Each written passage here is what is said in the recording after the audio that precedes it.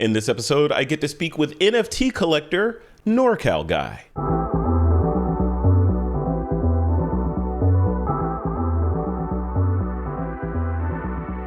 Hey folks, welcome back to another episode of the Light Art Podcast. I'm your host, Frederick Van Johnson. So in this show, really looking forward to having this conversation because very rarely, a couple of times so far, but it's rare to have an in-depth conversation with someone on the other side of that, sort of crypto coin, as it were. Not an artist, but a collector who is putting down their hard-earned crypto cash to purchase these digital works. So I want to find out what drives him to do this. What is his sort of perception on the NFT space, with all the volatility that's happened, and what's the outlook for the future? What does 2025, 2030 look like for this? Is the blockchain and related technologies, are they around for the long haul, or is this a flash in the pan? So let's find out. NorCal Guy, welcome to the Light Art Podcast. How's it going? Good. Thanks for having me, Frederick. This is great. I'm glad to be here and happy to chat. Yeah, I'm happy to have this conversation, like I said. And just right off the top here, you requested anonymity for this episode. So we're showing your PFP here instead of your live feed here, which is totally great. So let's talk about that a little bit, like the anonymity side of the business. I see that a lot when I'm interviewing people, whether it's an artist or a collector. Some of them, I'd say maybe 20% so far, 25% of the people want to remain anonymous. What's your mindset behind the anonymity? It's, I guess, some peace. Yeah. I guess partly because of being from the crypto side, you had some stories and some things happen back in the day with like wrench attacks and everything. And, people can still physically take your hardware wallet from you, even if it's hard for them to access it. So I guess there's some of that. And then also like I can go to events and just be some dad in the background that someone's like, why is he here? And I'm like, I don't know why I'm here. I'm just here to chill. Yeah, so, you're like, I'm here to see NorCal Guy. I heard he was here. So right. I'm looking for Right. I'm here.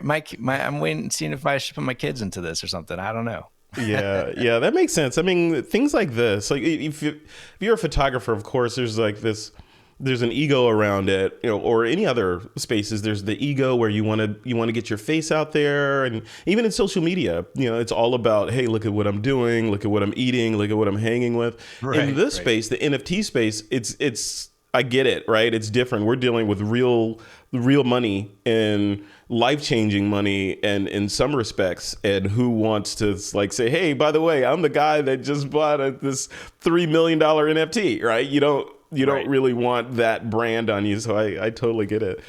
So, to kick off the interview, when you look at the space, just kind of going backwards from what I said in the intro, when you look forward and you look into like 2023 or 2023 and beyond, 2025, 2030, the blockchain and related technologies, are they here to stay, do you think? Like what's your perception on the what was kind of proposed as a fundamental change of banking or a leveling or making things sort of equal across the board for everyone? Is that real? Do you feel like that's going to stick with us for the long haul?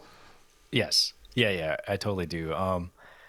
It definitely leveled the playing field. It's like there's no barriers to entry. You can, if you want to, you can learn, you can get into this space. It just takes time to learn it and invest that. And then you can slowly grow to something if you want to be something, and you can do it either with your face on it or a PFP on it. But it's definitely here for the future. It's definitely here for the long term. Just look at other countries, and banks are looking at doing their own version of some sort of blockchain. Yeah. How long do you think it'll take for it to become, I don't know if saying how long will it take it to become mainstream, because I feel like it's mainstream now, right? But like, how long before like I can go to a Chase bank, right? Or a Wells Fargo or Bank of America or whatever, and have a crypto option there? Or when am I going to be able to go to Amazon and buy an NFT, right? Like when is that stuff coming? Well, I mean, I guess there's different levels of that. I mean, because you could either like, there's the bank version of there's central bank digital currencies that probably be out in the next couple of years, and people's transition over to that. But then there's the other side where the goods part, where things are attached to like an NFT, or you can use your cryptocurrency, which that's probably going to take a little longer because there's just more as far as using like the decentralized blockchains. Probably there's more onboarding, there's more learning curve there, because I don't know how the banks are going to implement theirs exactly, but it's probably going to be a little more streamlined just because it is the banks that are doing it versus a decentralized system that is on its own. Yeah. Yeah, the whole space is just interesting. It feels new, but it also feels like, someone like me I'm still the new guy, right? And happily the new guy, because I'm learning from people like you, and kind of getting a deeper understanding of the space and the motivations that people have. Like, and on that motivation tip, like what motivates you? Like what motivates you to say, hey, there's an NFT, I want to buy it? Is it to keep the space going? Is it to empower the artist? Or is it more basic, like I just like that piece of art and I equate it to just like a Mona Lisa or something physical hanging on the wall, and I want to buy it and own the digital rights to that piece? What motivates a NorCal guy to jump in? Well, I'll start back when, I guess, with how I kind of got into the space. Initially, I've been in crypto for a little bit. I initially saw people talking about like NBA Top Shots, and I was like, man, people are just making money over there. Mm-hmm. Let me see if I can do that. And so I got in, like, I don't know what that was. Was that 2020 November? I think it was November 2020. The years are blurring for me. Yeah, I was going to say, yeah, that seems like a long time ago, but it was like yesterday. Right. And I was like, all right. So, that was really fun. And what's funny is, like, I don't even watch basketball, but I'm like, all right, you can quickly realize who people value as the players and whatever. You don't necessarily have to watch it. So I was having fun doing that. Then I started hearing people talk about art block stuff. So I jumped into that, and it was like, oh, I can easily make, double my money, minting and then selling, minting and selling. Yeah. But then I was like, this is feeling like early Bitcoin. I probably shouldn't be doing this. I should probably just be holding it. And so started holding it. And then I went on, I think it was Rarible. And I was like just browsing around and found some art that I liked and bought some stuff here and there. And then finally bought a piece where I could talk to the artist. And then that's where kind of everything clicked. And I was like, oh man, I've never been able to actually chat with the creator of this artwork. Like me and my wife have some pieces around our house, some photography and some paintings that we had a friend commission, but we've never been able to like talk to like the photographer or artist, or we've walked around galleries. You never talk to the artists. And like developing these relationships and these friendships, I was like, this is different. This is fun. This is changing how people are going to interact with art, because you can actually know the story and get to know the person behind the art. And that drew me in and made me stay, and I stopped selling stuff. Nice. So it made me a holder or a hodler. And now I'm here for the long term and here for the art, the people. And now I guess you could say, since it's a bear market, right now, if you're worried about building, it's the time to build now. And this is when you probably, if you want deals, now's the time to get deals. Yeah. And that's a good point, because part of it, I think, like we were talking about the whole fear, uncertainty, and doubt thing, and people sitting on the sidelines and watching and reading the news, and, it's like crypto and NFTs are dead. The next day, long live crypto and NFTs, right? Right. So, with that, I mean, you can't blame people, right? With that kind of whether disinformation or misinformation, that's a constant flow.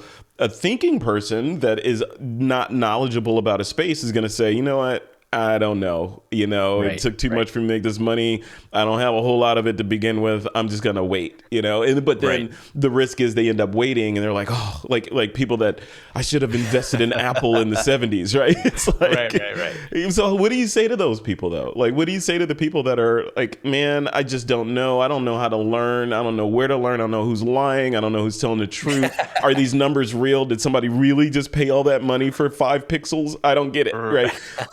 What do you say to those people? Well, I mean, so NFTs definitely is a different game. If you're looking at it as an investment versus like just buying cryptocurrencies, I mean, it's definitely less liquid, as the term goes, non-fungible token. So if you're like an outsider and you're not in crypto at all, I would definitely be dollar cost averaging with like Ethereum and Bitcoin. Decide on a monthly budget you could dedicate to it, and just commit to buying that amount every month. That's how I would get into it if I was starting right now. And the dollar cost averaging from a hey, I'm going into Vegas, and this money, I will be fine if it goes away, right? Yeah. So not money that you're not taking money out of your kid's college fund or right. Yeah. It's like, if it's $100 a month, just put $100 a month into however you wanted to divide it up, Ethereum and Bitcoin, and just, rock it out and just stick to it and forget about it. Because as soon as you forget about it and then come back, in a year, you'll be like, oh my goodness, not financial advice, but oh my goodness, this could be amazing. Yeah. You could be, oh my goodness, in either direction, right? So, it's like, wow, I could go buy that Land Rover. Oh, wow, I can't buy that Land Rover anymore. Right. But that's true. That's like anything though, right? I mean, that's real estate. That's like anything. There are no guarantees in life. Yeah. But there are no guarantees, but you can educate yourself, and there's predictable outcomes, I think, that you can kind of shoot for. When you look at this from a investment standpoint, I'm gonna, like you mentioned, am I gonna buy Bitcoin? Am I buying Ethereum? Or am I buying whatever coin that you're passionate about? Is the strategy, and again, no financial advice here, we're just two guys talking about stuff. So yeah, I don't want to see this on an evidence list somewhere. Right. But if you're thinking about getting into it, should it just be, okay, I'm just going to buy coin and hold it, whether it's Ethereum or Bitcoin, or should they go one step further, buy some coin and then invest in NFTs with that coin and hold the NFTs, hoping that those increase in value? Like what's the best way for a noob or someone that, say, they've got an extra 20 grand to play around with? 20 grand. Yeah. So I would, like, maybe if you want to do it based on like risk assets, and if you're going to weigh these, I would maybe go like, so if we're doing like 20 grand, I'd probably do 15 grand into Bitcoin and Ethereum, and then 5 grand into NFTs. If you're like fresh coming into this, that's how I would probably do it. And then the NFTs, though, you got to either potentially go buy editions, might be the best way to go, and, get name brand, not name brand, but like solid name editions from different artists. Then it's a little less risky than trying to buy like 2 NFTs or one NFT. Define editions. What do you mean by editions? So editions are like a single picture, but there's so many, like a print. Like in the real world with photographers, there's prints. And you can buy like signed prints or non-signed prints, but like an edition is in a way a print that's done by the photographer, signed digitally, and there's like usually an edition of like 25, 50, 75, 100. And if you have some photographers that you like that have an edition out there, that might be the good way to start, because they're relatively affordable. And then you can have, some access or some portfolio that has that kind of representation in it from that specific artist. You know, and that makes sense. So that the analog, like you said, is from, I'm an old school photographer that has found himself in the new school, right? So there's Right. there's a whole idea of limited edition prints, right? Where Right. in the old days it'd be, okay, a photographer took this photo and now they've committed to only making 100 or 10 or whatever arbitrary number of this shot, and they're going to make those prints and sign and number them on the back, and then take the negative and cut it up or otherwise make it inaccessible, or just promise I'm never going to print any more of this, right? So that creates, I feel like that creates instant value, almost instant currency. Because if you say, hey, I've created 100 of these and each one of those is worth, you know, or I've created 1,000 of this print, I'm only going to make 1,000 ever in the history of me, and each one costs $1,000. It's $1 million right there. Right. So $1 million in value that you can then, if you can move them, you know, is worth it. In the digital world, though, so this is where a lot of the fear, uncertainty, and doubt comes in. Because in the digital world, you're like, okay, in the physical world, I have this print. It's hanging on the wall. I can peel it back and look at the back. I know I got number 32 of 1,000. I'm happy. Right. In the digital world, we're talking exact copies of a piece. So your mindset from a collector, like what makes the one, your number 37, feel like it has value? I know the answer to this. I want to hear you articulate it. But the what makes your number 37 more valuable than the guy who snapped a screenshot of your 37 and made a print of it and hung it on the wall and wrote 37 on the back of it? Is it just your own personal knowledge that you have the real thing, or like, you know, what are your thoughts on that? Yeah. Okay. I mean, this is interesting. Yeah. So I guess there could be that whole like, yeah, someone could definitely do that if they wanted to. Yeah. But they can't technically claim that they own it. They can act like they own it, sure. But if anyone fact checked them on the blockchain, they would not be able to prove that they own it. Yeah. So like in an edition or a 101, you have the wallet that minted it from the artist. So the artist's wallet that's signing, yes, I created this, I minted this. And then you have the transaction where from my wallet, NorCal Guy sent this money and ended up purchasing this edition, whether it's a 1 of 1 or a 1 of 1,000 or whatever it is, from Frederick. And that was transferred to his wallet on that day. And so there was an exchange, and it's all on the blockchain. And in this case, on the Ethereum blockchain, and it's all there for everyone to see whenever they would like to see it, to prove it. Yeah, and that's the thing, right? I think that's part of what some people struggle with, because like in that Mona Lisa example, it's like, okay, I'm never going to get a copy of, not that I want the Mona Lisa, I'm just using that.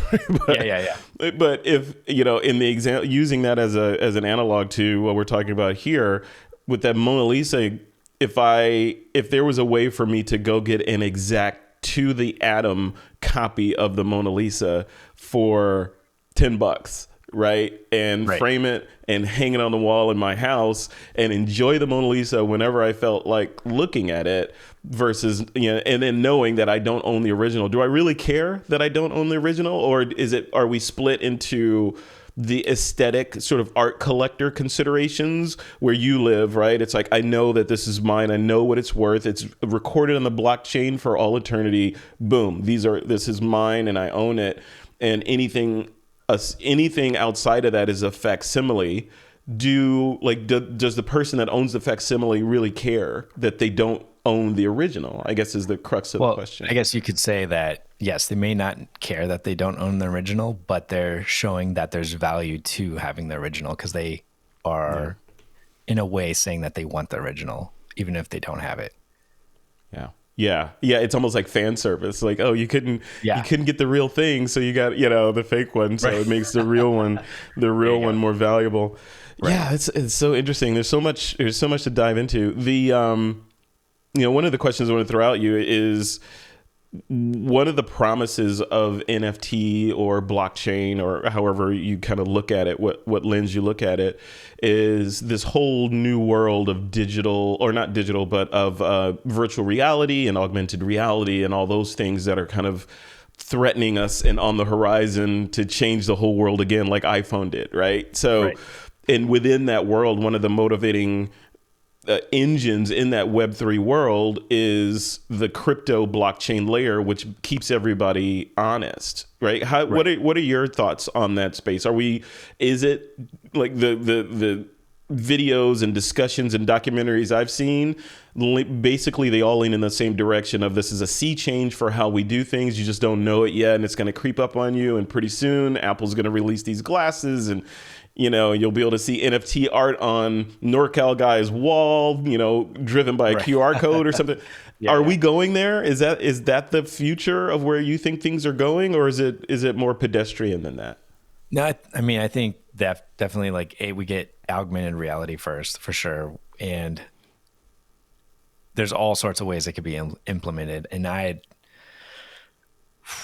unsure exactly how it's going to be implemented. I mean, people are enjoying playing with their phones and like acting like that's right there in their family room or living room or on their wall. I mean, you can do that already, and I know that there are like, is it Super World app that where you can buy land there, and then you can have stuff, put stuff in the land that you own or whatnot, and people, if they have that app, can bring it up and like, hey, what's around me? I mean, there's going to be that, and then the glasses on top of that, it's just going to add another dimension. Yeah, I mean, I don't know. It's a lot to think about, and I don't know if I'm ready for it, but Well, that's what makes it exciting too, right? Because yeah. I think about all that, and I think of like in that future. I think I've seen there was like a Black Mirror episode or something, one of those shows where they were playing around with the whole idea of everyone having these special glasses or replaced retinas or something, where you could look at a QR code and it would trigger a whole scene around you. Like there was this one scene in there where this guy was going to a museum for some sort of benefit, and there was literally I'll find it and send it to you. There's a QR code outside, and he just looked at the QR code and you could see it scanning it, and suddenly the whole place changed into this sort of fantastical Japanese garden, right? Because it's just kind of that's what it was being rendered as. And I think that's amazing. Obviously that's science fiction currently, but even things like if these glasses that I'm wearing now, if these glasses had that technology in them, instead of going to a restaurant and aiming my phone at the dirty QR code on the table and trying to navigate their idea of what a menu should be, wouldn't it be great if I could just look and have all the dishes pop up around me and Right, like, oh, I want right. that one, Yeah. and order it, So That'd be those pretty kind of sweet. things. It would be sweet, yeah. So I wonder where things are going. So you as a collector, so say you fast forward 10 years into the future, you've got a collection of NFTs now, which people can look at what you own on the Right. blockchain, right? That's the whole nature of the blockchain. Anybody can figure out, can really quickly find out what NorCal Guy is sitting on right now. So those pieces, if in the future, would you be the person that would be like, okay, hey, I'm doing a party at my house, come on over everybody, and let me display my works around the front yard virtually, right? And have those. Would you do that, or is your collection more personal to you and you don't really want people to know what you have?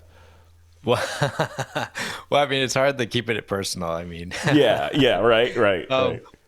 I think I'd be more like at some sort of venue type thing. Yeah.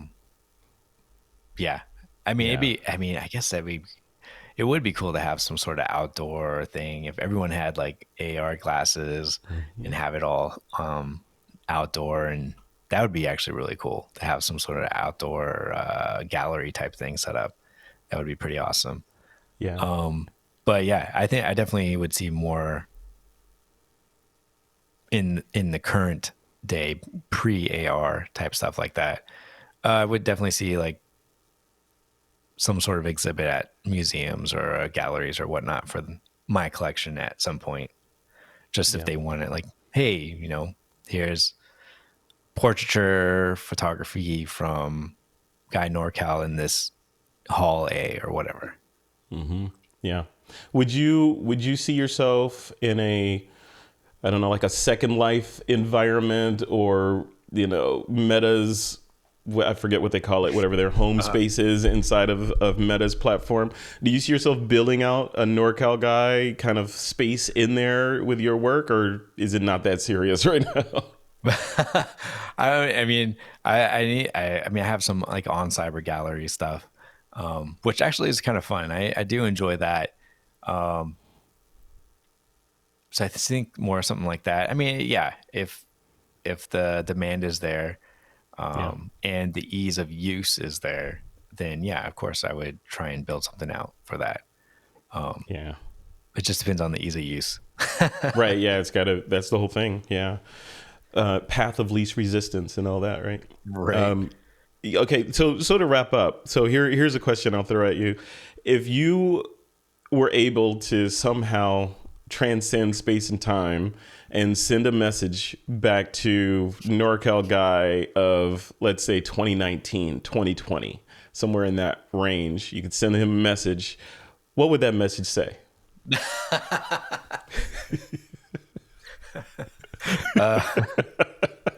Run. It'd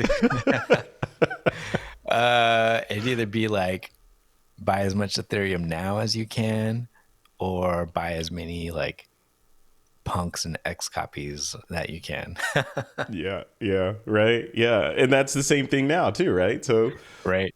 that's the whole idea, because that stuff, people always say like, oh, I missed the train, I missed the boat. If I had just invested in IBM or Apple or, Right. Yahoo, even back in the day when they were going crazy, I'd be a gazillionaire right now. But that's today, right? In a lot of ways. Yep. But even back then, it was a risk. And today, it's still a risk. Yeah. But I would argue, and I wonder if you agree with this, I would argue that today versus like back in the Apple getting started days, today we have many more avenues for education and opportunity to get a better understanding of what's happening versus just, hey, a buddy told me I should go buy that stock, so I'm going to go put $2,000 into it, right? Now you can listen to things like this and get educated, or get on YouTube and just binge for 10 months straight, right? And get it all in your head. So to wrap up, your thoughts on, for the person that is like, that fear, uncertainty, and doubt person, just getting into it, and they like, maybe they're going to get some money back on taxes or whatever, and they want to play, but they're not sure, where should I go? I heard about this Discord thing. I don't know what it is. Should I start on YouTube? Should I find a mentor, or should I just buy and fail and use that as a learning experience? What would be your advice to that person on the best first steps? Not something that's the safest, but just the best first steps to get into it and get educated. Well, if you aren't, okay, so I guess there's a couple steps. If you aren't in crypto at all, I would, learn the basics, how to set up a wallet.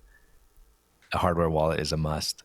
And then how to transact with that wallet, so you have confidence there. You're not afraid of potentially losing it. From there, learn the NFT space a little bit. There are some good accounts to follow and learn from on Twitter. Like 6529 has hundreds of threads on all sorts of topics that you can learn from. And then if you're ready, maybe just, even if it's something random, NFT purchase, like that first thing is kind of it's an interesting feeling to be like, oh, I own this. Yeah. There's something to that. And then from there, take your time and just watch, and then maybe just, dollar cost average crypto. And then if you ever find anything that you like, you can make a purchase. But definitely take your time, learn.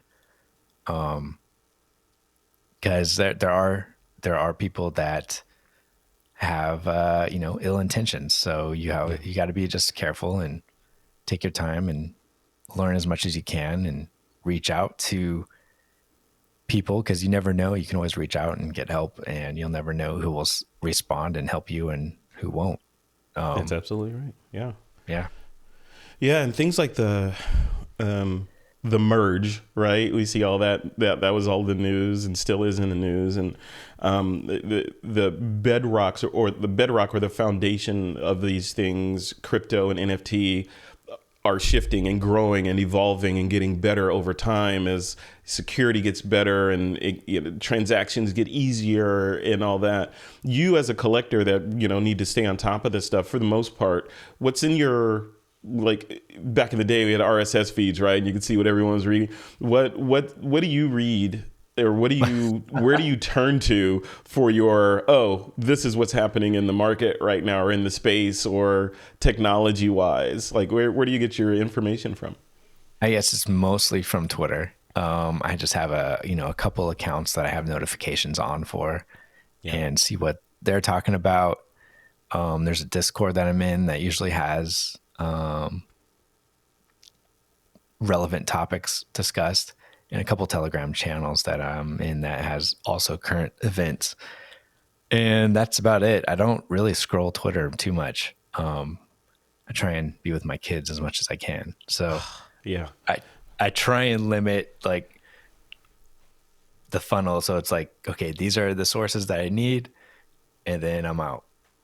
But it's hard. It's hard. Yeah, it is. It is. Yeah, I'm the same way. Yeah, I chalked it up to age. It's like, what? I'd rather be outside and doing stuff than telling people I'm outside. But yeah, you're right. That's the thing there. As we wrap this up, I know you have a couple of things going on. You've got a podcast that you're involved in, and a Twitter space as well. Can you tell us about those? Yeah, I've been doing an artist-focused podcast for over a year now, where it's just one-on-one, lighthearted, short interviews with artists every week. So that's been fun. That's called NorCal and Chill. And then I have a show with another collector where we have like topic-based Twitter spaces that are also released as a podcast, and called NorCal and Clutch. And those are about every week to every other week. Very cool. Congratulations on those. I'll put those. Thanks. I'll put links to those in the show notes and the blog post for this episode, and in the description on the YouTube video. Nice. Thanks. All right, my friend, we'll leave it right there. Any final thoughts you want to throw out at the audience of people that are like, one day I want to be like NorCal Guy? No. Like what? What's your? I'll give you the mic for the final. I mean, make sure you enjoy yourself. Don't take it too seriously. Just, I didn't come into the space to have a name or anything. I just came in to enjoy it, and that's my goal. Just to enjoy it, make friends, and, enjoy life. Don't take it too seriously. Love it. Perfect. We'll leave it right there. All right, my friend, thank you for doing this interview, and good luck with everything, and congratulations on your successes so far. I have a feeling this is the tip of the iceberg for you, so we'll have to check in again to see how things have progressed. Good. Cool. Yeah, I would love to come back on. Thanks. All right, you take care. See you soon. All right, bye.